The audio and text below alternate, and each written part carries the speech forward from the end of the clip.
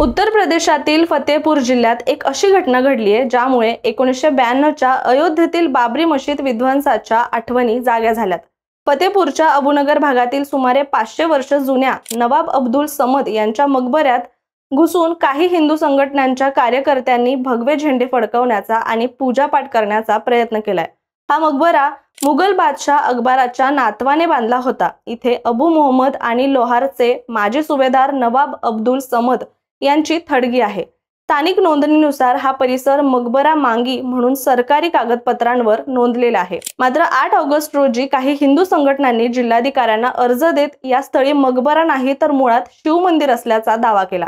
शिवाय मकबऱ्याच्या आतील भिंतींवर त्रिशूळ, बेलपत्र, कमळ आणि शिवलिंग असल्याचंही म्हटलं गेलं। इतकंच नाही तर 11 ऑगस्ट रोजी जागा साफ करून जन्माष्टमी साजरी करण्याची परवानगी सुद्धा मागितली। मात्र प्रशासनाने ही मागणी नाकारली आणि कोणतेही धार्मिक कार्यक्रम केल्यास कायदेशीर कारवाईचा देखील इशारा दिला। यानंतर मकबऱ्याच्या परिसरामध्ये बॅरिगेटिंग आणि पोलीस बंदोबस्त वाढवला गेला। तरी सुद्धा 11 ऑगस्ट रोजी भाजप जिल्हाध्यक्ष मुखलाल पाल यांच्या उपस्थितीत काही कार्यकर्त्यांनी बॅरिगेट ओलांडून मकबऱ्यामध्ये प्रवेश केला आणि भगवे झेंडे लावले। पूजा आरती सुद्धा केली। परिणामी पोलिसांनी लाठीचार्ज करत त्यांना ताब्यात घेतले।